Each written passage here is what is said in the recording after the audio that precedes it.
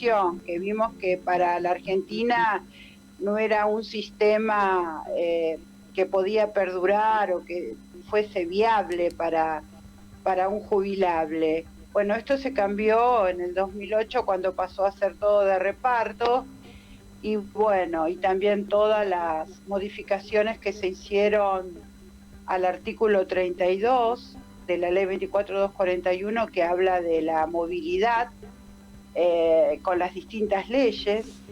Tuvimos 3 leyes de movilidad, que eso también trajo un poco de queja, ¿no?, en cuanto a los empalmes, que es una situación todavía no resuelta en la Corte. Vos sabés, Susana, que nosotros nos basamos por el precedente de la Corte, y si bien en determinados temas la justicia federal de las distintas ciudades, de las distintas provincias, fueron ampliando el espectro tan cerrado que tenía la ley 24241 en cuanto a los causavientes, en cuanto a la posibilidad de extender la pensión para un hijo cuando estaba estudiando, bueno, varias leyes, varios logros. Y ahora volvemos con un tema también que se está tratando en este momento, que es que se va a aprobar un proyecto de decreto, no es un proyecto por decreto, de la prestación anticipada por desempleo. Es lo que se está hablando en este momento en todos lados. Si bien es un decreto para beneficiar a aquellas personas que tienen 30 años de aporte, pero no tienen la edad, que están cesados, es decir, no tienen posibilidad de reingresar al sistema laboral, sino que se los considera mayores, a los 55 la mujer o 60 los hombres, y entonces no tienen posibilidad de anticipar. Siempre preguntaban, ¿sale la ley de anticipo de la jubilación? Siempre nos preguntaban a los abogados. Y bueno, esta ley tuvo una vigencia ya por el 2004, 2 años un poco más. Y y ahora se vuelve a repetir este tema, ¿no?, de aquella gente que está desempleada y que cuenta con los años de aportes, y pueden acceder anticipadamente 5 años de cumplir la edad jubilatoria. Y bueno, el proyecto, ya lo dijo la directora ejecutiva que sale, y bueno, que no sabemos todavía si va a ser en un 50 o un 80% que se le va a pagar del haber que le corresponde por la ley de jubilación. Pero sí se les garantiza el mínimo de ley es 25.922 pesos en septiembre. Este mínimo se va aumentando cada vez que hay una modificación trimestral de la ley de movilidad. Así que en este tema es el tema más actual, pero tenemos que tener en cuenta que la persona tiene que estar verdaderamente cesada, no cobrar con otra prestación, no cobrar ni prestaciones, ni pensiones, ni subsidios, tiene que estar totalmente desempleada, y contar con los años, no utilizar las moratorias, sino tener los años efectivos. Y bueno, son más o menos entre 20 y 30.000 personas que están en nuestro país en estas condiciones, y el 90% es hombre. Así que fíjate cómo las personas que tienen todos los años siempre son los varones, ¿no? Y el tema de las mujeres tuvo también un decreto hace unos meses, que es el tema de cuidado, por tener hijos se le reconocen. Así que ahí tenemos el tema también, pero ahí sí las mujeres que tienen más de 60 y no cuentan con los 30 años pueden acceder a una moratoria y completar los años por tener hijos, ¿no? Ese es otro de los temas que viene a beneficiar a las mujeres. Así, digamos, estas serían las novedades actuales del sistema previsional. Mónica, sí. ¿Por qué no amplías un poco el tema referido a las tareas de cuidado que se han revalorizado mucho por producto de la pandemia, ¿no?, que estaban tan dejadas de lado, y la situación de la mujer, ¿no?, con respecto de las mujeres, ¿no? Con respecto a las tareas de cuidado y los beneficios o no de la seguridad social. ¿Considerás que son mayores o menores que la de los hombres en la seguridad social en Argentina, ¿no? Si vamos a hacer un estudio, fíjate que lo que te comenté antes con respecto a la jubilación anticipada, que van a poder cobrarla el 90% hombres que tienen los 30 años. Eso sí. Las mujeres no lo tienen. ¿Por qué? Porque han realizado tareas, es muy común que una mujer ha trabajado cuando estaba soltera, después se casa y tiene sus hijos y deja de trabajar. Entonces le cuesta más completar los años requeridos para poder jubilarse. Eso fue históricamente, incluso hace muchos años vos tenías una persona que llegaba a la edad jubilatoria, una mujer, y te decía, ¿me puedo jubilar? Y realmente tenía muy pocos años trabajados en empresas en ese momento conocidos, donde trabajaban mucho las mujeres, pero después tenían una inactividad que solo lo podía llenar una moratoria, y ahí la creación de las moratorias previsionales, que es para poder regularizar los aportes que no tenían o los aportes que faltaban. Si bien sirvió en principio para el hombre y para la mujer, actualmente la única moratoria que existe, la 26970, se aplica exclusivamente a las mujeres. Y le permite desde los 18 años, que ahí empieza la obligatoriedad de aportes,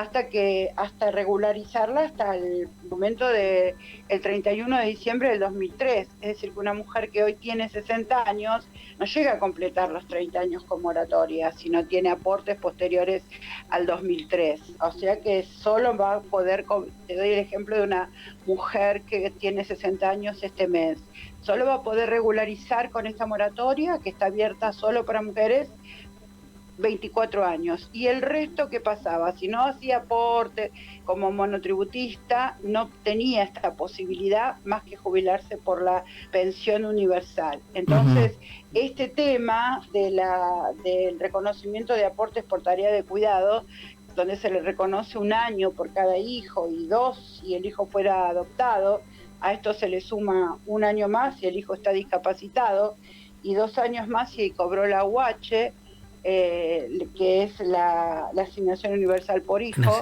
Esto llegaría a completar. Hay mujeres en ciertos lugares que tienen más de 5 hijos, y si le tomaríamos un exceso de edad, ponerle 63 años o 62 años, tendría 1 año más por cada año que exceda, por cada mes que exceda a los 60. Cada 2 meses se le computa un mes de como aporte. Entonces ahí vemos que podemos jubilar a la gente. De hecho, estamos jubilando en este tiempo a personas que estaban en esta situación, o que nosotros mismas le habíamos recomendado como abogados que hiciera aportes, aunque sea un monotributo de los más económicos, para tener una regularidad y para poder tener también un amparo en el caso de, de la vejez, ¿no? Tener una obra social que es tan importante. Exactamente. Y esto es importante porque la tarea de cuidado vino a reconocer el tema de la mujer, que muchas veces no tuvo las posibilidades de insertarse en el mercado laboral. Y esto no le pasa solamente a la mujer de la casa, o a la mujer que realiza tareas en la casa con trabajo más precario, que no son bien remunerados, pero tampoco son amparados porque no están en regla. Vos de ese tema sabés mucho, de que no le hacen los aportes ni las contribuciones, ni están en blanco. Entonces hay que darle una solución. Y acá se basó este decreto, se basó específicamente en el tema de la Constitución, y el artículo 75, inciso 22, viste que habla de las mujeres, de absolutamente, sí, a ciertos grupos vulnerables. Entonces la mujer, por ser mujer y por tener este tema, que no es un tema exclusivamente de la mujer, digamos, de ama de casa, sino que también hablamos muchas veces de lo que es el techo de cristal, exacto, y que la mujer es como invisible y que no tiene la posibilidad de acceder a cargos importantes. También cuando se habla muchas veces de acceder a cargos públicos o bien por ejemplo, cargos judiciales, no hay mujeres en determinados tribunales porque siempre son los hombres los que son aceptados o ganan el concurso. Bueno, es un tema muy estudiado, del cual yo no soy experta, pero sí uno estudia el tema de la vulnerabilidad y de lo que se le puede dar a la gente que está pasando por una situación, que en este caso, además de ser una situación que no hay de desempleo, donde no hay un empleo que vos te podés movilizar de un lado para el otro, podés exigir mucho los derechos que tienen las personas. También hay una situación de pandemia que se suma. Exactamente. Y eso trae aparejado un montón de cosas y un replanteo de lo que son los derechos humanos de los adultos mayores también, porque hemos visto cosas en plena pandemia donde no se los han respetado tanto. Hemos visto sí, como totalmente, en geriátricos, eso lo hemos, por lo menos supimos de lo que pasaba, ¿no? Y bueno, y acá es un trabajo que se hace diariamente y durante años, te digo. Yo que hace tantos años que me dedico a esto, y tengo la posibilidad de seguir estudiando para poder ampararlos, y estudio todas las ramas del derecho que transversalmente puede afectar a un adulto mayor. Bien. Mónica, para ir ya finalizando, el defensor de la tercera edad, Eugenio Semino, se me hizo un blanco, sí, Eugenio Semino, que tiene, a mi entender, consideraciones muy exactas, ¿no? Muchos temas relacionados obviamente con la tercera edad, la denominada tercera edad, adultos mayores, vos lo dijiste muy bien, esto de la tercera edad está bien, pero bueno, tampoco considerarlos material descartable como suele suceder en la sociedad en general, ¿no? Que sería motivo de otra charla, de otro análisis, ¿no es cierto? Sí, totalmente, sí, material descartable, ¿no? Inclusive de una manera totalmente denigrante, humillante, violatoria de derechos humanos, como muy bien vos lo dijiste. Él es muy crítico de estos DNU, de estas modificaciones o cambios que se han realizado a raíz o como consecuencia, por lo menos esos fundamentos de la emergencia sanitaria. ¿Cuál es tu opinión, en breves palabras, referidas a esto en la República Argentina, por supuesto, y con los adultos mayores? Bueno, como te lo dije anteriormente, nuestra batalla es con cada uno de nuestros clientes. Nosotros hemos logrado fallos, reconocimientos, que hicimos valer la pretensión, utilizando todas las herramientas legales. La Corte ha establecido y ha respetado en los últimos fallos el principio de la vulnerabilidad. Bien. Te doy un ejemplo, en los casos de ganancias. Es un tema muy importante. Sánchez, claro, no necesitó probar que el descuento que le hacían de ganancia le perjudicaba su haber o su forma de vivir. Simplemente por el hecho de ser una mujer de más de 80 años y de haber tributado toda su vida por haber trabajado en la FIP, esta señora Sánchez, la Corte no necesitó probar como un proceso de conocimiento que se abre a prueba y si no probás cuál es el perjuicio económico que te puede causar. Simplemente ordenó que dejaran de descontar ganancias, ganancias. Poder previsional, exacto, solamente por respetar el principio de vulnerabilidad.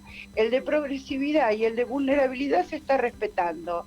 También cuando se dejó de lado, en el caso Blanco Lucio, el índice del RIPTE para seguir aplicando el ISBIC, porque le era mayor. En ese caso también se respetó, fue por el principio de vulnerabilidad. No porque una ley obligaba a que se le tomara un índice como el que se tomó en las reparaciones históricas, que hicieron que los juicios se dejaran, se abandonaran para acogerse a este beneficio con un índice mucho menor que los perjudicó. Un derecho irrenunciable que está en el artículo 14 se volvió renunciable porque una ley así lo decía. Entonces, yo creo que nuestra tarea siempre es, y los frutos que tenemos son frutos particulares de trabajo, que ese trabajo impacta y va creando un camino. Y ese camino es seguido por varias personas, por varios más, incluso por la jurisprudencia también, como te dije antes, de las provincias que van creando otro camino. Y es un momento donde se tiene que, la Corte por lo menos le ha dado valor a esos principios, más allá de las presentaciones que pueden ser rimbombantes o de un sujeto activo muy grande, pero en realidad nosotros vamos sembrando de a poco. Bien. Para cosechar mucho después, sí, para todos. Bien. Mónica, enormes gracias y bueno, clarísimo, y pienso que nos reencontraremos en otra vez para tratar este tema que no es menor, todo lo contrario, y que desafortunadamente, a mi entender, no se esclarece en la medida que debería